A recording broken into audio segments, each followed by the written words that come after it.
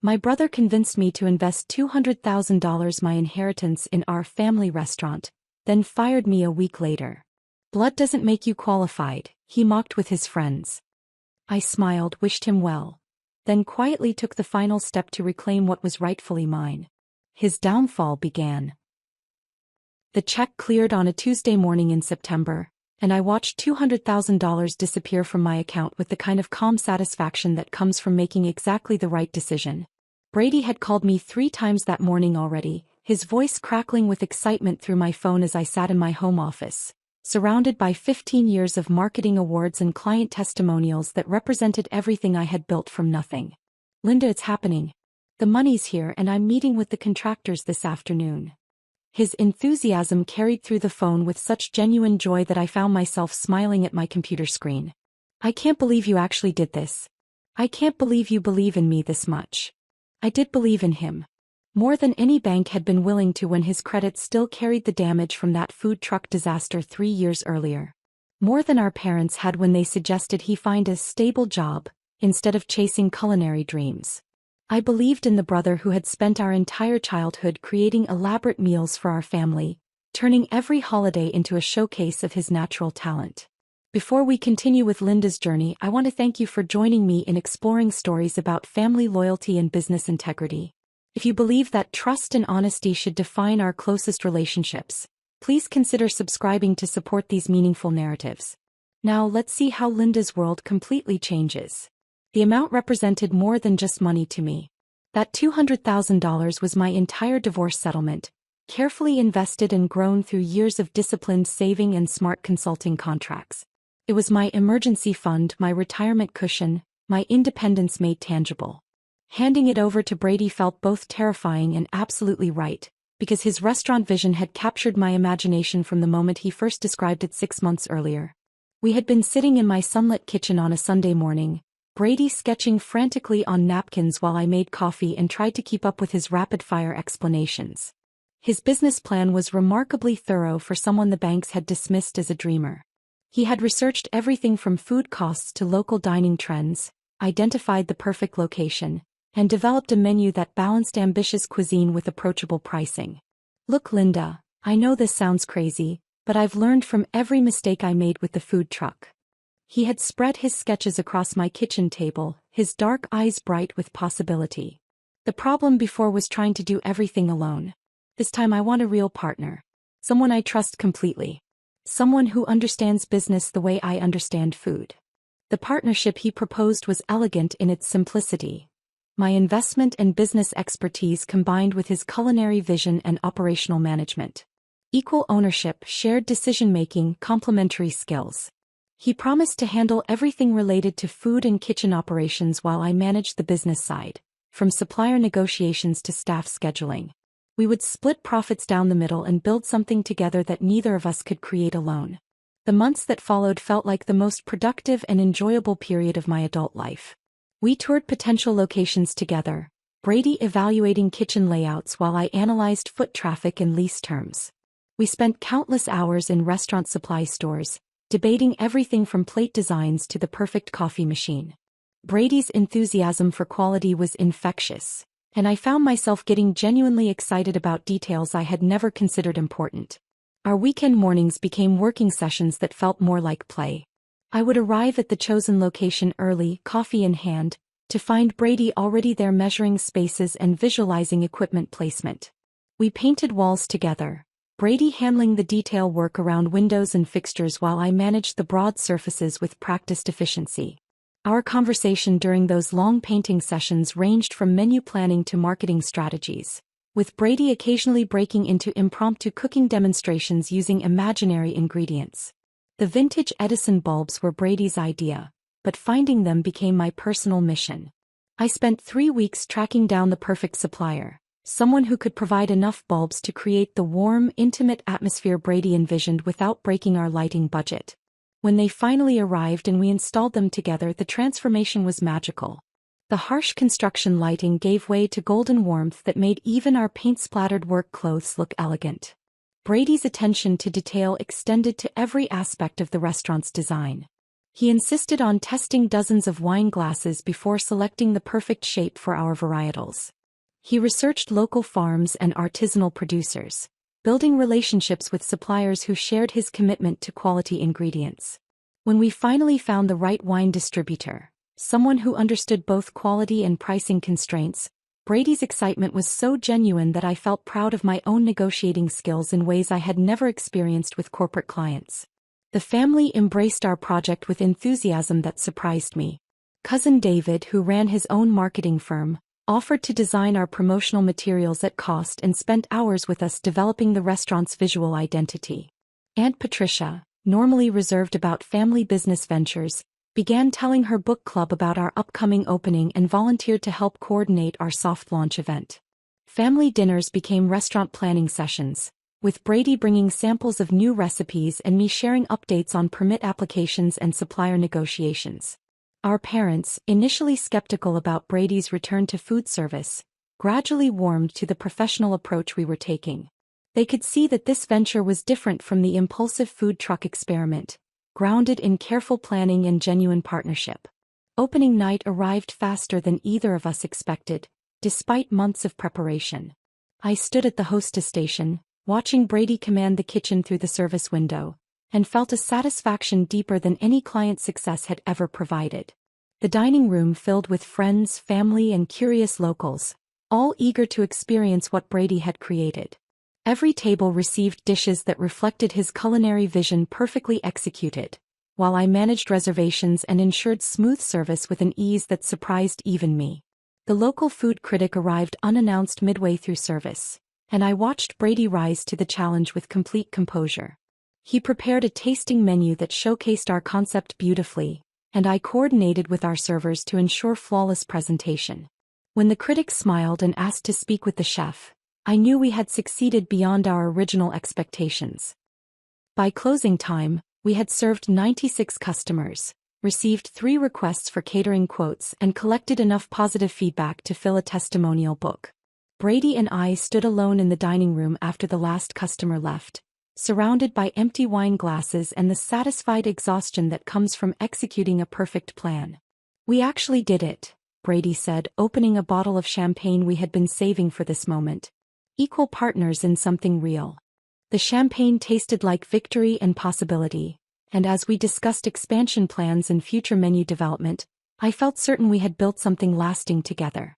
3 months later, I pushed through the heavy glass door of our restaurant, rain drumming against the windows and my purse heavy with the partnership papers I had finally gotten around to having drawn up. The familiar warmth should have embraced me, but something felt different the moment I stepped inside. Brady stood behind the mahogany bar we had selected together, but his usual smile was nowhere to be found. "Linda, we need to talk." His voice carried a formality I had never heard before, the kind of tone he might use with a difficult supplier or an unsatisfied customer. He did not look up from the glass he was polishing, his movements mechanical and distant. I approached the bar slowly, my heels clicking against the hardwood floors we had chosen after visiting 6 different showrooms. The restaurant was empty except for us, the dinner service finished and the staff dismissed for the evening. This should have been perfect timing for our long-overdue paperwork session, but Brady's posture radiated tension that made my stomach clench with unexpected anxiety. Of course, I brought the partnership documents we discussed. I patted my purse where the legal papers sat folded and ready for signatures. "Jennifer did an excellent job with the terms. Everything we agreed on is spelled out clearly." Brady finally looked up and his expression stopped me cold. His eyes held none of the warmth that had characterized our working relationship for the past year. Instead, I saw calculation in something that looked disturbingly like pity. "That's what I want to discuss. I've been thinking about our arrangement and I've decided it needs to change." He set the glass down with deliberate precision, each movement controlled and final. "The thing is, Linda, I want to buy you out." The words seemed to echo in the empty dining room, bouncing off the Edison bulb fixtures we had installed together and the exposed brick walls I had personally negotiated with 3 different contractors to achieve. "Buy me out." As if I were some anonymous investor rather than his equal partner in creating this dream. "I'm sorry, what did you just say?" My voice sounded strange to my own ears, higher and tighter than usual. My hands began to tremble and I gripped my purse more firmly to hide the reaction. I'll pay you back the $200,000, of course. With interest. But I've realized that having a partner complicates things in ways I didn't anticipate. Brady's tone remained businesslike, as if he were discussing the weekly produce order rather than dismantling everything we had built together. This needs to be my restaurant. My vision. My responsibility. The familiar dining room suddenly felt alien, like a movie set designed to look like our restaurant but missing some essential element that made it real. I stared at Brady, searching his face for some sign that this was an elaborate joke or a test of some kind. The brother who had thanked me tearfully on opening night seemed to have been replaced by a stranger wearing his face. Brady, we have an agreement. You promised me equal partnership in exchange for my investment. I have it recorded on my phone. I fumbled for my device, my fingers clumsy with shock and rising panic. His laugh was sharp and unfamiliar. A recording, Linda? That's not legally binding. Besides, you were an investor, not a partner. There's a difference. I found the file and played it, Brady's voice from 6 months earlier filling the restaurant with devastating clarity. Put in the $200,000 and we'll be 50-50 partners. I promise. The words hung in the air between us, indisputable evidence of what he had committed to when he needed my money. Brady listened to his own voice with no visible emotion, as if hearing a stranger discuss someone else's business. When the recording ended, he shrugged with calculated indifference. Oral agreements are notoriously difficult to enforce, especially in restaurant partnerships. Any lawyer will tell you that. His professional detachment was more chilling than outright anger would have been. Look, Linda, I appreciate everything you've done. But I'm the one who built this place from nothing. I'm the one with culinary training and restaurant experience. I'm the one who works here every day managing staff and creating menus and dealing with customers. From nothing. The phrase reverberated through my consciousness as I processed the complete rewriting of our shared history. Nothing. As if my $200,000 had materialized from thin air. As if the months of planning and preparation had involved only him. As if my negotiating skills and business expertise had contributed nothing to our success. $200,000 isn't nothing, I managed to say, my voice steadier than I felt. Neither were all those weekends we spent here together, planning and working and building this place as partners. I'll pay you back every penny with 12% interest. That's more than generous. Brady reached beneath the bar and produced a manila folder, thick with official-looking documents. I've already had the paperwork prepared. You can sign tonight and we'll handle the transfer of funds through my attorney. The folder sat between us like a weapon, its presence revealing the premeditated nature of his betrayal. This was not a sudden decision or an emotional reaction to partnership stress. Brady had planned this confrontation, consulted lawyers, and prepared legal documents while continuing to work beside me as if nothing had changed. My mind raced through memories of our childhood, when I had consistently defended Brady against our parents' skepticism about his cooking ambitions. I remembered the countless times I had loaned him money during his struggling years, never asking for formal agreements or interest payments because family trust made contracts unnecessary. I thought about the failed food truck venture that had damaged his credit so severely that banks refused his loan applications, making my investment his only path to restaurant ownership. The $200,000 represented more than my available cash. It was my entire divorce settlement, carefully saved and invested over 3 years of rebuilding my life after my marriage ended. I had trusted Brady with more money than I had ever given my ex-husband, more than I had in my retirement accounts, more than I had thought I would ever risk on any single investment. You're serious about this? The statement came out flat and final, not really a question. Dead serious. I've already spoken with my lawyer about the transition process. Brady's expression remained impassive, but I caught a flicker of something that might have been guilt before he looked away. You can sign the buyout agreement tonight, or we can do this the hard way through attorneys and formal legal proceedings. The threat was unmistakable. Sign his papers and accept his terms, or face a protracted legal battle that would cost both of us time and money with no guaranteed outcome. He was betting that I would choose the easy path rather than fight for what we had originally agreed upon. I stood up slowly, my legs unsteady beneath me. The restaurant that had felt like home for the past year now seemed hostile and foreign, filled with furniture I had helped select and decorations that reflected our shared vision but were apparently his alone. I need time to think about this. The words came out automatically, a placeholder response while my mind struggled to process the magnitude of his betrayal. Brady nodded curtly. Take all the time you need. But Linda, one way or another this partnership ends. I won't be held back by someone who doesn't understand the restaurant business. The rain had intensified by the time I reached my car, each drop feeling like a small, cold accusation against my skin. I sat in the driver's seat for several minutes, hands shaking too badly to insert the key, while Brady's words echoed through my consciousness and the familiar restaurant glowed mockingly in my rearview mirror. The 40-minute drive home passed in a blur of rain-streaked windshields and replaying conversations. My house greeted me with the same silence it always had, but tonight the quiet felt accusatory, as if the walls themselves were questioning how I could have been so naive. I dropped my purse on the kitchen counter, the partnership papers still folded inside, now useless artifacts of my misplaced trust. Sleep was impossible. I moved through my house like a restless spirit, pacing from the living room to the kitchen to my home office and back again. Each room held memories of planning sessions with Brady, phone calls about supplier negotiations, late-night conversations about menu development. The dining room table where we had spread contractor estimates and equipment catalogs now seemed like a crime scene, the location where I had been systematically deceived. My mind cycled through potential responses with increasing intensity. Immediate confrontation appealed to the rage burning in my chest. I could return to the restaurant tomorrow morning, bring witnesses, and demand he honor our agreement in front of his staff and customers. The public humiliation might force him to reconsider his position, but it would also destroy any possibility of working together professionally. Legal action offered the satisfaction of formal vindication, but Jennifer's warnings from my divorce proceedings echoed in my memory. Restaurant partnerships were notoriously complex, and oral agreements created evidentiary challenges that could drag litigation out for years. Even if I won, the victory might come at the cost of destroying the business we had both invested in creating. Public exposure tempted me with its swift justice.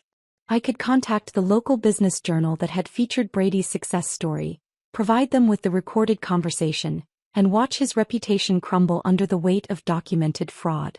The thought of his embarrassment provided momentary satisfaction, but it would also eliminate any chance of recovering my investment or maintaining family relationships.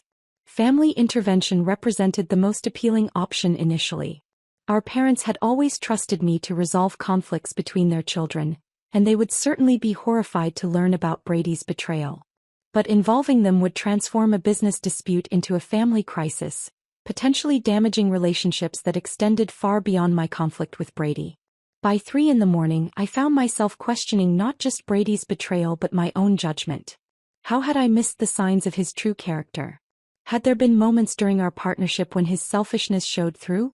I replayed months of conversations, searching for clues I had overlooked, warnings I had ignored, moments when his mask had slipped. At dawn, I called Jennifer from my kitchen, where Brady had first sketched his restaurant vision on napkins 6 months earlier. Her professional voice provided a stark contrast to my emotional turmoil, but I needed her objective perspective on my legal options. Linda, I understand you're upset, but we need to discuss this rationally. Jennifer's tone was patient but firm. Oral partnership agreements can be enforceable, especially with supporting evidence like your recording. However, restaurant litigation is particularly complex because of the operational and financial entanglements involved. She explained the challenges with devastating clarity. Proving the intent behind our original agreement would require extensive documentation and witness testimony. Brady's subsequent actions as sole owner would complicate any partnership claims.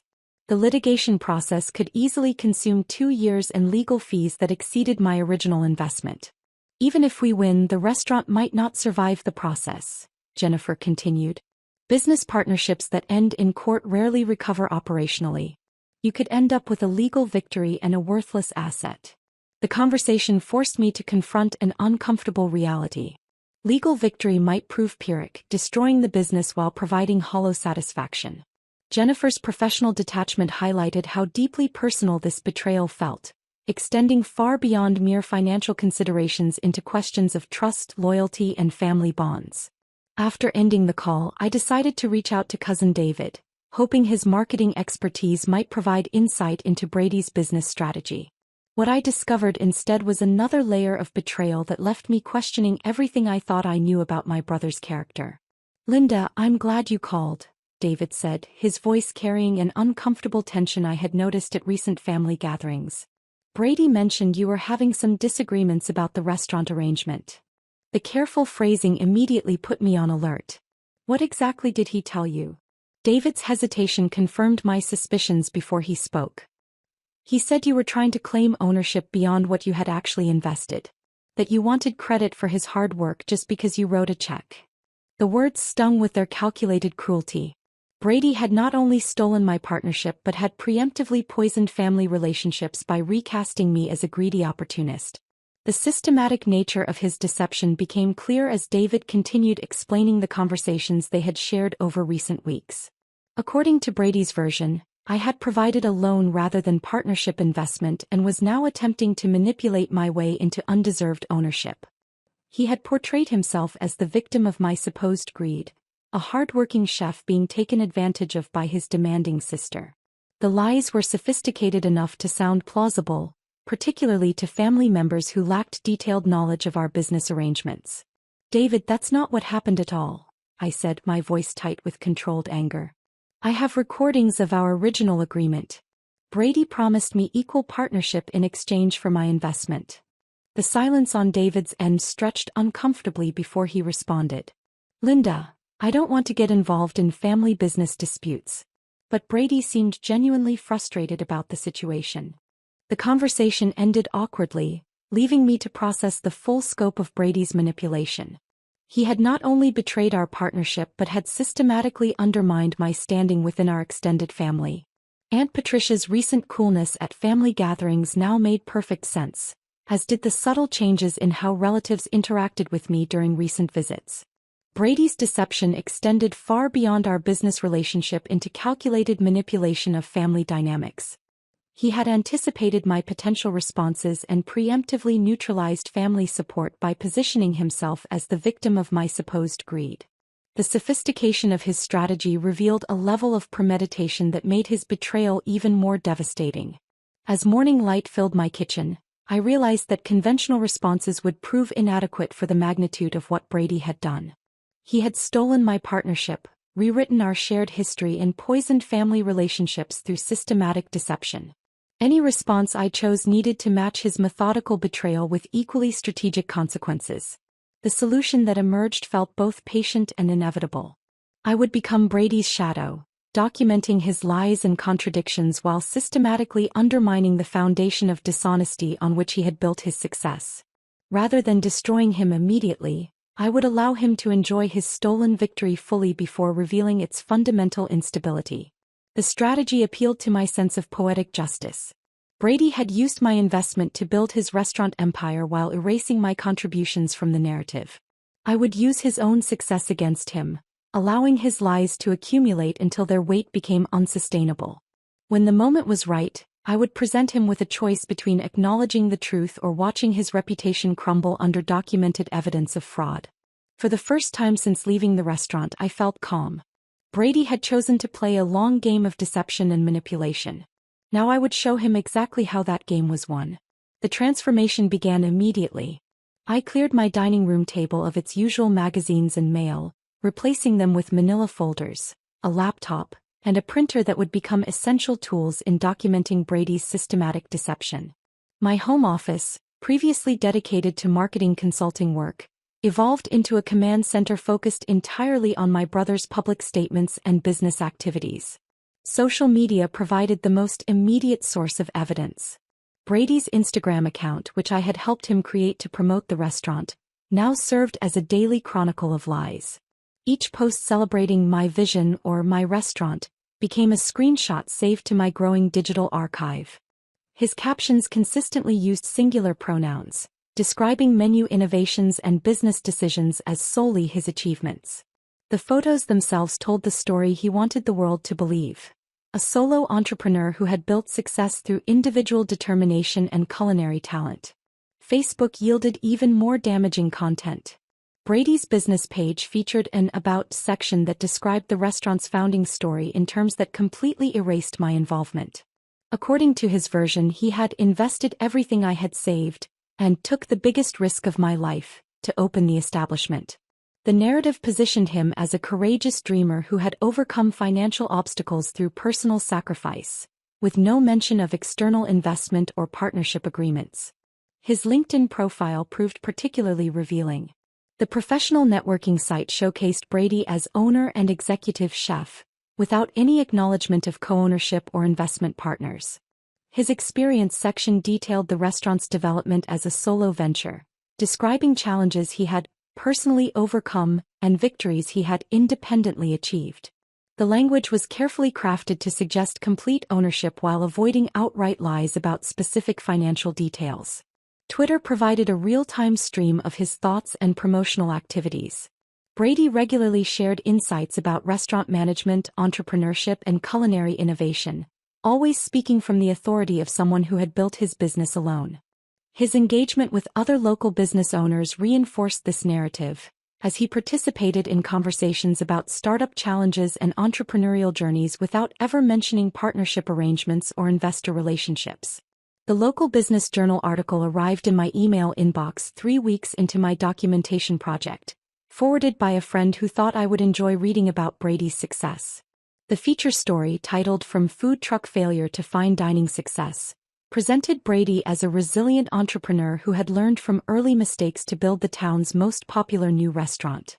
The journalist had clearly been charmed by Brady's charisma and apparent authenticity, crafting a narrative that portrayed him as a self-made success story. The article's most damaging lie appeared in its opening paragraph. Brady Chin invested his life savings of $200,000 to transform a former retail space into the sophisticated dining destination that has become the talk of the town. The specific dollar amount was particularly galling, as it represented exactly the sum I had provided for our partnership. Brady had not only stolen credit for my investment but had appropriated the precise financial details as evidence of his personal sacrifice. The accompanying photograph captured Brady standing confidently behind the mahogany bar we had selected together, his expression conveying the quiet satisfaction of someone who had achieved his dreams through hard work and determination. The image would have moved me to pride 6 months earlier, but now it felt like evidence of calculated fraud. Every element visible in the photo represented choices we had made together, purchases funded by my investment, design decisions that reflected our collaborative vision. I printed multiple copies of the article and added it to my growing collection of evidence. The Business Journal's credibility would make Brady's lies particularly damaging when the truth eventually emerged. Local business leaders and potential customers had formed their opinions about the restaurant based on this fraudulent narrative, making any future correction both more necessary and more devastating to Brady's reputation. My intelligence gathering extended beyond digital documentation. The farmers' market on Saturday mornings became a regular destination, not just for my own grocery shopping but to observe Brady's interactions with suppliers. I positioned myself at strategic locations where I could overhear conversations without appearing to eavesdrop, learning about his vendor relationships and payment practices. Brady's behavior at these markets revealed aspects of his character I had previously overlooked. He spoke to suppliers with the casual authority of someone accustomed to being the sole decision-maker, never mentioning partnership agreements or shared ownership. His conversations focused entirely on his personal preferences and individual business needs, reinforcing the narrative that he operated independently.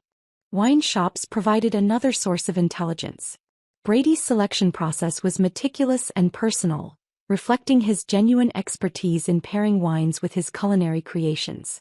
However, his interactions with shop owners consistently positioned him as the restaurant's sole proprietor. He discussed inventory decisions and budget constraints as his exclusive concerns, never acknowledging that these choices might involve partner consultation or shared financial responsibility.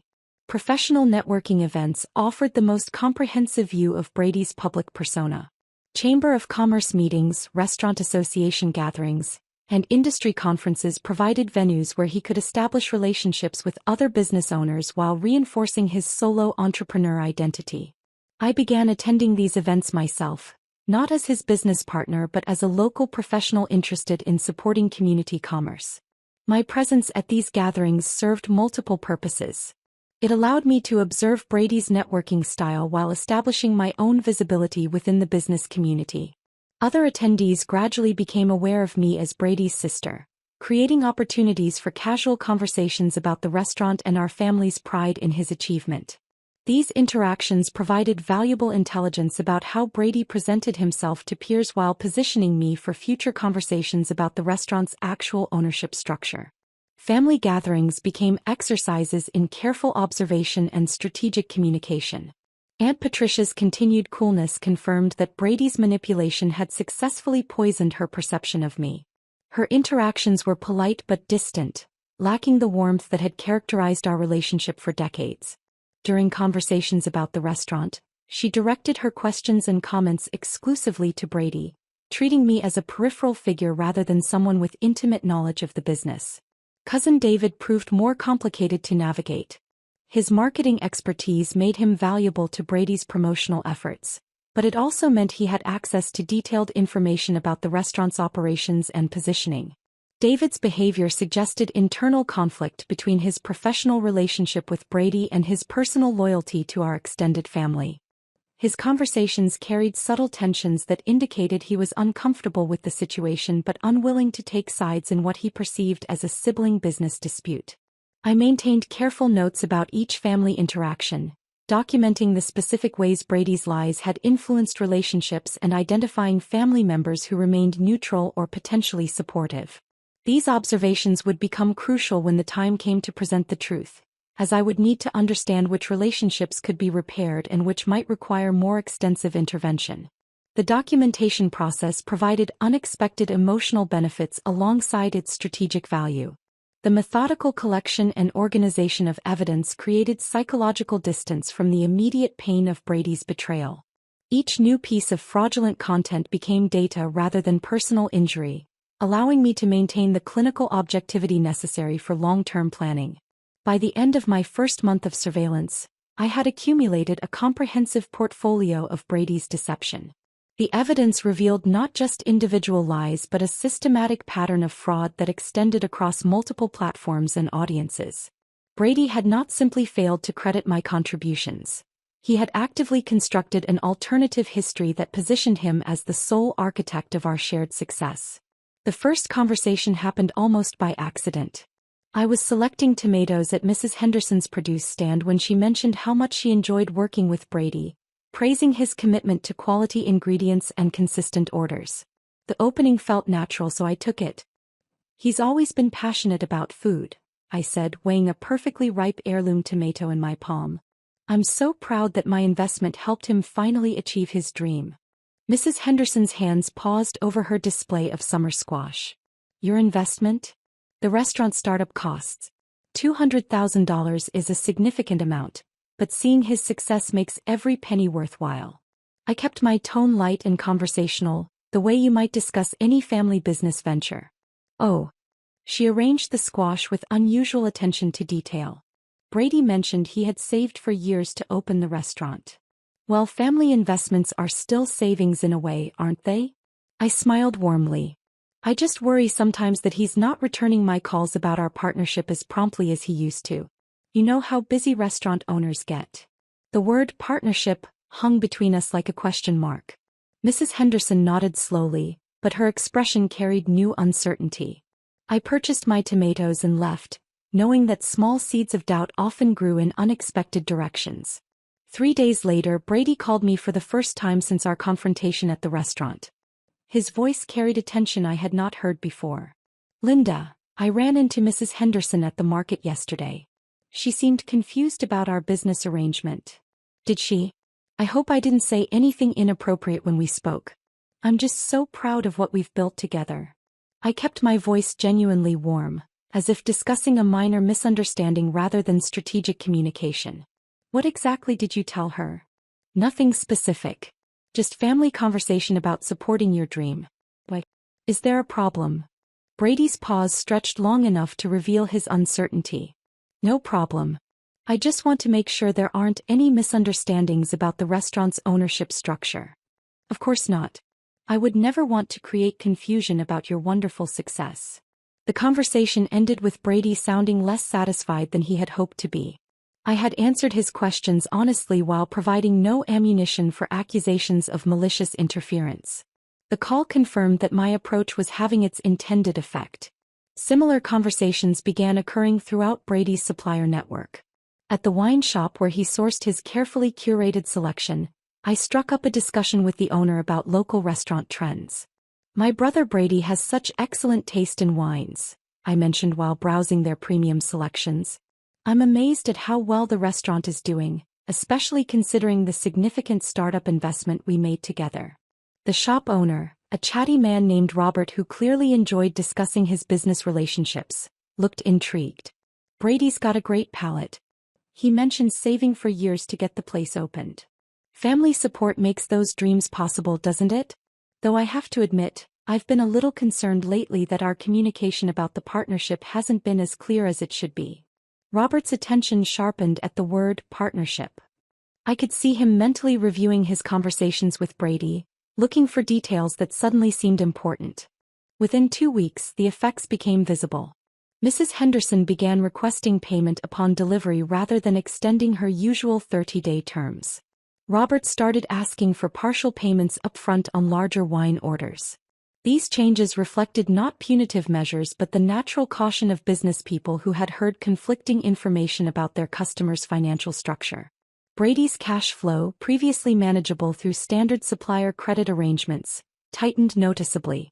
I observed him during my carefully timed visits to his professional ecosystem, noting the subtle stress that appeared in his interactions with vendors. His conversations became more focused on payment schedules and less on the collaborative relationship building that had characterized his earlier supplier interactions. Family gatherings provided the perfect venues for reinforcing my narrative while maintaining complete plausible deniability. Sunday dinner at our parents' house became a strategic opportunity disguised as normal family interaction. "Brady, the restaurant looked absolutely packed last weekend," I said, passing him the mashed potatoes our mother had prepared. "I'm just so proud that my investment helped make your vision possible." The word, investment, was carefully chosen for its accuracy and impact. Brady's jaw tightened almost imperceptibly, but he could not object without explaining why my support should not be acknowledged publicly. "Linda's been incredibly supportive," he replied, his tone controlled but lacking warmth. "The restaurant's success reflects a lot of hard work." "Hard work and smart financial planning," I agreed. "Though I have to admit, I've been a little confused lately about our communication regarding the partnership details. I keep hoping we can sit down and clarify everything soon." Our parents exchanged glances that suggested they were beginning to sense undercurrents they did not fully understand. Aunt Patricia, still influenced by Brady's earlier manipulation, remained noticeably cool toward me, but other family members began asking subtle questions about the restaurant's development and ownership structure. These family conversations served multiple strategic purposes. They established witnesses to my consistent narrative about partnership and investment. They created opportunities to observe Brady's reactions under social pressure. Most importantly, they positioned me as someone seeking clarification rather than someone making accusations, maintaining my moral authority throughout the developing conflict. The psychological pressure on Brady became increasingly visible over the following month. His posture at networking events shifted from confident entrepreneurship to defensive management. His interactions with suppliers required more attention to payment timing and terms rather than focusing primarily on product quality and relationship building. I watched these changes from strategic distances, never inserting myself directly into his business operations but allowing the consequences of his own dishonesty to create mounting tension. Brady's success continued, but the foundation of lies required constant maintenance that diverted energy from growth and innovation.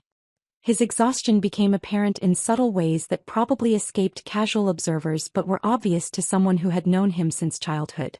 The easy confidence that had characterized his public persona during the restaurant's early months gave way to controlled wariness. His smiles at networking events appeared more practiced than spontaneous.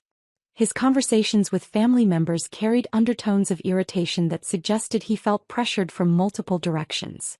Most tellingly, Brady began avoiding situations where he might encounter me unexpectedly.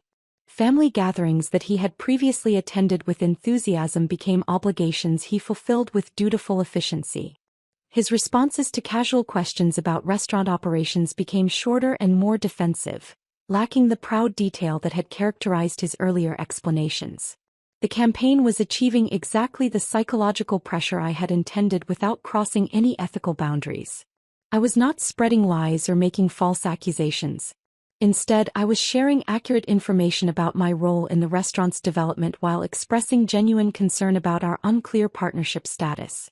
Brady's growing discomfort reflected the natural consequences of building success on a foundation of systematic deception. His suppliers were simply responding to conflicting information by exercising reasonable business caution. Family members were naturally confused by inconsistencies in the stories they heard. Brady's stress resulted from the energy required to maintain multiple versions of the truth rather than from any malicious attack on his character. By the end of the second month, Brady's carefully constructed narrative had begun requiring more maintenance than his actual business operations. The elegant simplicity of his solo entrepreneur identity had been replaced by the complex challenge of managing contradictory information while maintaining professional relationships and family harmony. I continued observing these developments with patient satisfaction, knowing that Brady was approaching the breaking point where maintaining his deception would become more costly than acknowledging the truth. 5 months of careful pressure had created exactly the conditions I had been working toward. Brady's world was closing in from multiple directions simultaneously, and I could see the toll it was taking on him during my strategic observations. The confident entrepreneur who had betrayed me in February now moved through his daily routine with the careful tension of someone managing too many fragile relationships at once. The supplier situation had evolved beyond simple payment timing into a web of complicated negotiations that consumed increasing amounts of Brady's attention. Mrs. Henderson no longer simply delivered produce on schedule. Each transaction required advance confirmation and immediate payment. The wine distributor had instituted a policy requiring partial upfront payment on orders exceeding $500, citing evolving credit policies that everyone understood meant uncertainty about the restaurant's financial stability. More concerning for Brady was the ripple effect these changes had created throughout his entire vendor network. Other suppliers, hearing about modified payment terms through small-town business networks, had begun exercising similar caution. The bakery that provided fresh bread daily now required weekly payment rather than monthly billing. The specialty cheese supplier requested references before extending any credit terms. The organic farm that had been providing seasonal vegetables on handshake agreements suddenly wanted written contracts with clear payment schedules. These individual changes might have been manageable, but their collective impact strained both Brady's cash flow and his time management. Relationships that had operated smoothly through mutual trust now required constant attention and negotiation. Brady found himself spending mornings on vendor calls that had previously been dedicated to menu development and kitchen preparation. The staff had begun sensing the underlying tension without understanding its source. I observed this during my periodic visits to the restaurant, noting how servers exchanged glances when Brady's voice carried sharp irritation during busy service periods. The kitchen assistants moved with the careful efficiency of people who recognized their boss was under unusual stress but could not identify the reason. Family dynamics added another layer of pressure that Brady struggled to navigate. Our parents had begun asking more pointed questions about the restaurant's ownership structure, prompted by my consistent references to partnership and investment during family gatherings. They were not taking sides in what they perceived as a sibling business dispute, but their confusion about conflicting information created additional stress for Brady. Aunt Patricia maintained her coolness toward me, but even she had begun expressing concern about family harmony to other relatives. Cousin David found himself in an increasingly uncomfortable position as both Brady's marketing consultant and a family member who was hearing contradictory information about their business relationship. His professional relationship with Brady required him to support the solo entrepreneur narrative, but family loyalty made him question the complete absence of my involvement in restaurant operations. The psychological toll on Brady became increasingly visible to anyone who knew him well. His social media posts, which had previously showcased confident enthusiasm about restaurant life, became more focused on food photography and less on personal commentary. His networking activities continued, but with less spontaneous engagement and more scripted professionalism. By March, Brady's exhaustion was evident in subtle physical changes that probably escaped casual observation but were obvious to someone monitoring his condition. His posture carried new tension, particularly in his shoulders and neck. His facial expressions required more conscious control, lacking the natural ease that had characterized his public interactions during the restaurant's early success. The perfect moment arrived on a Tuesday evening after what I knew had been an exceptionally busy dinner service. I had called the restaurant earlier, using the pretense of making a reservation to confirm that Brady would be working late on administrative tasks. The hostess mentioned that he always stayed after closing on Tuesdays to handle paperwork and prepare for the week ahead. I parked across the street from the restaurant at 9:30, after the last customers had departed and the staff had finished their closing duties. Through the office window, I could see Brady hunched over his desk, surrounded by the detritus of restaurant management that reflected his deteriorated supplier relationships. Invoices were stacked in multiple piles, suggesting payment schedules that required careful coordination.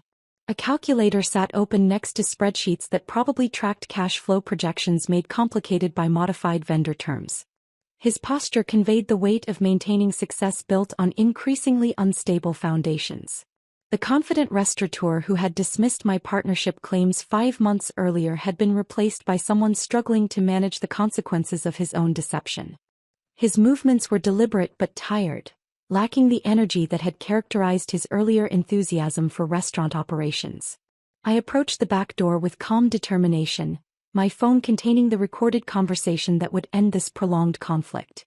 Brady looked up when I knocked, and his expression immediately confirmed that he had been expecting this confrontation for weeks, possibly months. The weariness in his eyes suggested that part of him might actually welcome the opportunity to stop maintaining his elaborate fiction. "We need to talk," I said, echoing his words from that February evening that had initiated our conflict. Brady nodded without surprise and gestured toward the chair across from his desk. The office felt smaller than I remembered, cluttered with evidence of the management challenges that had replaced his earlier operational confidence. Supplier invoices demanding immediate payment sat next to staff schedules that reflected the careful attention required to maintain morale despite underlying tension. The newspaper clipping featuring his fraudulent success story remained prominently displayed, a reminder of the public narrative that had made his current position so precarious. I settled into the chair with deliberate composure, noting how Brady's visible tension contrasted with my own calm preparation. This conversation represented the culmination of 5 months of patient strategy, and I intended to control its pace and direction from the beginning. "You look tired," I observed, genuinely concerned despite our conflict. "Running a restaurant is demanding work." "It's been challenging lately," Brady admitted, his voice carrying exhaustion that probably surprised him with its honesty. "Supplier relationships have become more complicated than I expected." "I imagine they have." I placed my phone on the desk between us, the device that contained evidence of his original promise. "Brady, we both know why I'm here." His eyes fixed on the phone with the recognition of someone who had been dreading this moment while simultaneously hoping it would arrive. The weight of maintaining contradictory narratives across multiple relationships had clearly become unsustainable. I pressed play without additional commentary, allowing Brady's own voice from 6 months earlier to fill the small office with devastating clarity. "Put in the 200,000 and we'll be 50-50 partners." "I promise." Brady closed his eyes and leaned back in his chair, his body language conveying complete resignation. When he opened them again, something fundamental had shifted in his expression. The defensive calculation that had characterized our February confrontation had been replaced by the exhaustion of someone who no longer possessed the energy to maintain his elaborate deception. His own words hung in the air between us, undeniable evidence of commitments that no amount of subsequent lies could erase. "What do you want, Linda?" Brady's voice carried the exhaustion of someone who had been waiting months for this conversation while dreading its arrival. I reached into my purse and withdrew the manila folder that had been prepared weeks ago, its contents representing 5 months of methodical planning rather than impulsive revenge. The legal documents inside reflected careful consultation with Jennifer and strategic thinking about outcomes that would serve justice without destroying the business we had both invested in creating. "I want what was promised," I said, placing the folder on his desk next to the scattered invoices and payment schedules. "But I want it with terms that acknowledge what really happened here." Brady opened the folder with the deliberate attention of someone who understood that his choices had been systematically eliminated. The partnership agreement was comprehensive but fair, more generous than pure vindication would have demanded but structured to prevent any repetition of his betrayal. 60-40, I explained as his eyes moved down the document's opening paragraphs. I receive majority ownership in recognition of my capital investment and your attempted fraud. You maintain operational control and receive 40% of profits, plus your management salary. The terms acknowledged both the financial reality of my investment and the operational reality of Brady's daily restaurant management. He would continue running the kitchen and overseeing staff, but within a framework that recognized my role as the primary financial partner rather than a peripheral investor. Brady studied each section with careful attention, his expression revealing his recognition that every detail had been considered and every potential objection anticipated. The agreement included specific provisions for decision-making authority, profit distribution, operational responsibilities, and dispute resolution procedures. Most importantly, it contained clear acknowledgement that I had been promised equal partnership in exchange for my initial investment. These terms are actually more generous than what we originally agreed, Brady said finally, his voice carrying reluctant appreciation for the document's fairness. They reflect current reality rather than our original handshake agreement, I replied. Your actions over the past 5 months have demonstrated that equal partnership requires more formal structure than we initially established.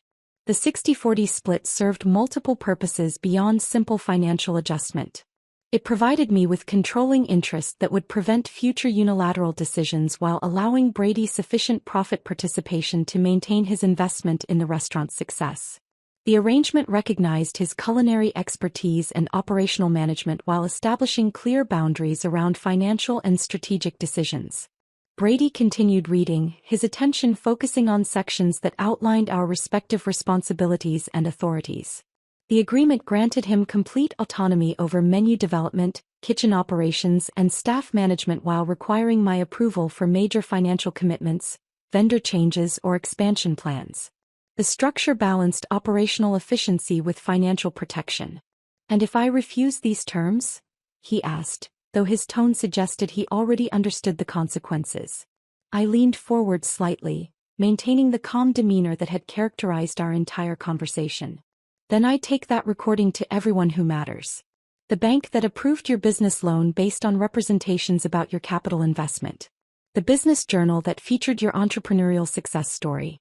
Every customer who believes they're supporting an honest local businessman. The threat was not delivered with anger or satisfaction, but with the measured certainty of someone who had spent months preparing for every possible outcome. Brady's systematic lying had created vulnerabilities that made public exposure devastatingly effective, particularly in a small town where restaurant success depended on community trust and personal reputation. Your credit with suppliers is already strained because of the questions my conversations have raised, I continued. A public revelation of fraud would eliminate any remaining goodwill. The restaurant would be empty within weeks, and your culinary career would be finished permanently. Brady's face revealed his understanding that this was not hyperbolic rhetoric but accurate assessment of his position. Small-town businesses survived through reputation and relationships, both of which would be irreparably damaged by documented evidence of systematic deception. The recording provided indisputable proof that would make denial impossible and defense futile. You've thought this through completely, he said, his voice carrying grudging respect alongside resignation. I've had 5 months to consider every angle, I replied. This outcome provides justice without destruction. You keep your restaurant and your role, but under terms that acknowledge the truth rather than the fiction you've been maintaining. Brady picked up the pen that lay beside his calculator, weighing it in his hand as if testing its significance.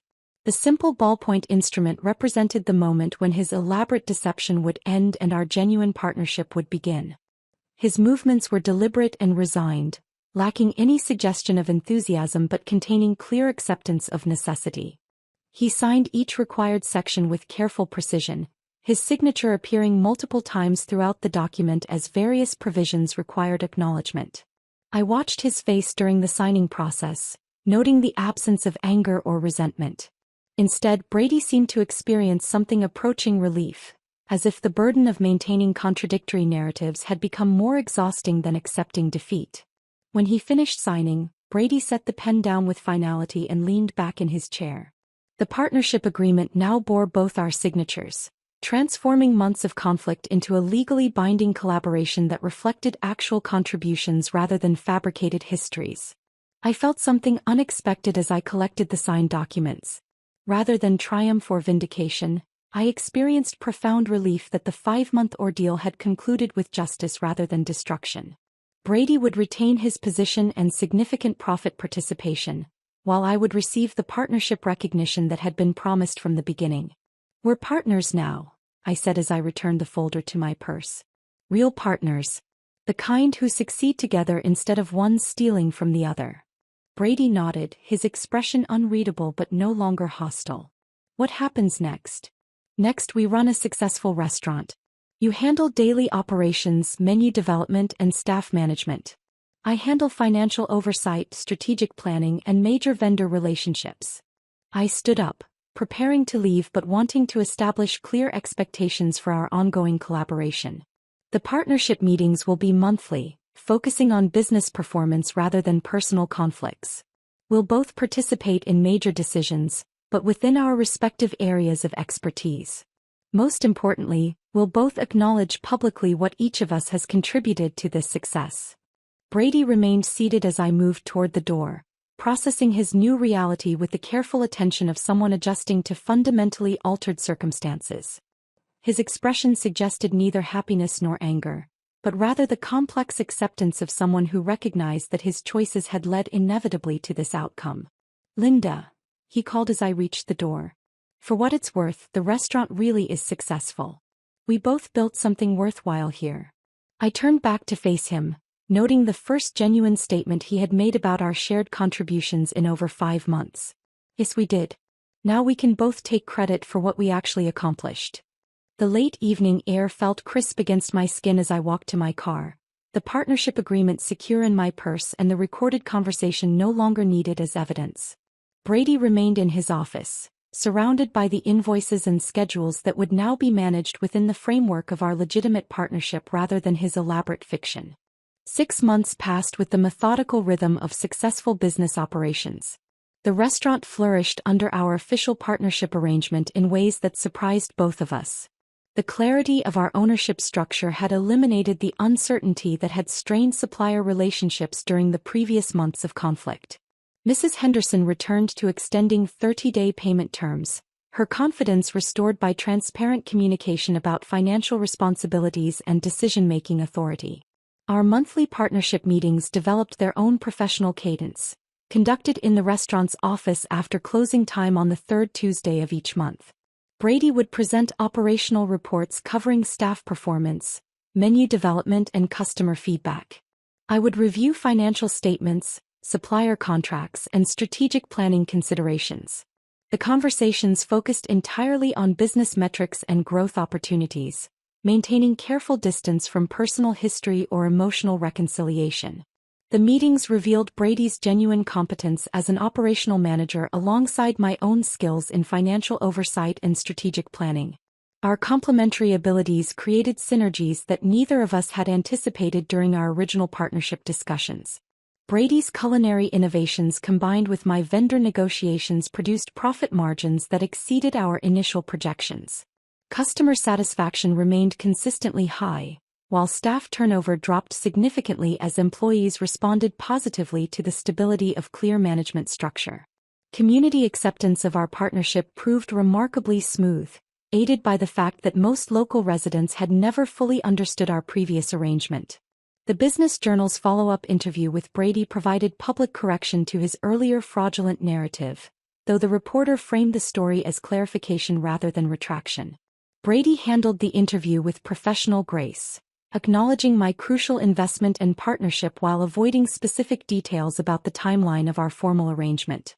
"Linda's investment and business expertise have been essential to our success from the beginning," Brady told the journalist, his words carrying accuracy that satisfied public requirements while preserving his dignity. "This partnership represents the natural formalization of a collaboration that has always been central to the restaurant's development." The article pleased family members who had sensed underlying tensions without understanding their source. Our parents expressed relief that their children had worked out their business arrangements amicably, while Aunt Patricia gradually resumed warmer interactions with me as the partnership became publicly acknowledged. Cousin David seemed particularly satisfied that his marketing efforts now supported an officially recognized collaborative venture rather than participating in Brady's solo entrepreneur fiction. Family gatherings transformed into celebrations of our shared success, with Brady consistently acknowledging my contributions in ways that satisfied both public expectations and legal requirements. His expressions of gratitude carried layers of meaning that only we fully understood, representing compliance with our partnership agreement rather than genuine appreciation for our collaborative relationship. Linda's support and partnership have made all of this possible, Brady would say during holiday toasts, his words technically accurate while maintaining emotional distance. The public reconciliation satisfied family observers while masking the complex power dynamics that governed our actual interactions. Yet beneath the surface of professional success, unresolved tensions remained clearly visible to anyone who knew us well. Brady fulfilled his partnership obligations with meticulous competence, but his demeanor suggested someone operating within constraints rather than embracing collaboration. His interactions with me carried the careful politeness of diplomatic relations between nations that maintain peace without friendship. I observed Brady's psychological state during our monthly meetings and public appearances, noting his professional excellence alongside what appeared to be resignation rather than enthusiasm about our partnership. He seemed to view our arrangement as elegant imprisonment that provided financial success while limiting his autonomy. Every decision that required my approval, every monthly meeting that reviewed his performance, every public acknowledgement of my role served as reminders of his diminished control over the business he had attempted to claim exclusively. His resentment was never expressed directly, but it appeared in subtle ways that probably escaped casual observation. Brady's menu innovations continued with the same creativity and quality that had established the restaurant's reputation, but his explanations during partnership meetings lacked the passionate enthusiasm he had shown during our original collaboration. He discussed new dishes and seasonal changes with professional competence rather than personal excitement, as if distancing himself emotionally from work that was no longer entirely his own. Staff members occasionally asked me about Brady's more reserved demeanor, wondering if the pressures of restaurant management were affecting his usual warmth and energy. I provided non-committal responses about the challenges of business growth while privately recognizing that Brady's emotional withdrawal reflected his ongoing struggle with our altered relationship dynamic. The restaurant's financial success provided material satisfaction that complicated my assessment of our arrangement's ultimate value. Monthly profit distributions exceeded my original investment projections, while the business's reputation continued growing throughout the region. Food critics praised Brady's culinary vision while business publications highlighted our partnership as a model of complementary expertise and shared investment. Yet financial success and public recognition could not address the fundamental question that occupied my thoughts during quiet moments. Had justice and healing become the same outcome in our situation? I had achieved everything I had set out to accomplish through my patient campaign. Brady had learned important lessons about family loyalty, business honesty, and the consequences of betrayal. The restaurant provided ongoing income while demonstrating that our combined skills created value neither of us could have achieved independently. However, achieving justice had not repaired the family trust that Brady's original betrayal had shattered. We worked together effectively as business partners while remaining emotionally distant as siblings.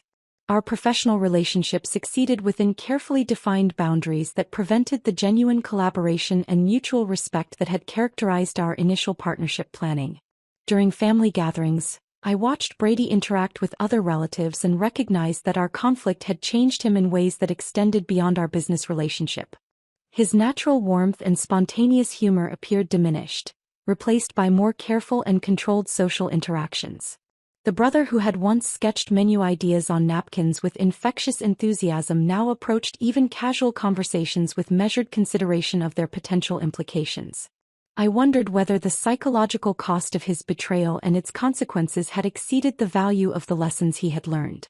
Brady had gained hard experience in business integrity and family loyalty, but at the expense of the confident optimism that had made his original restaurant vision so compelling.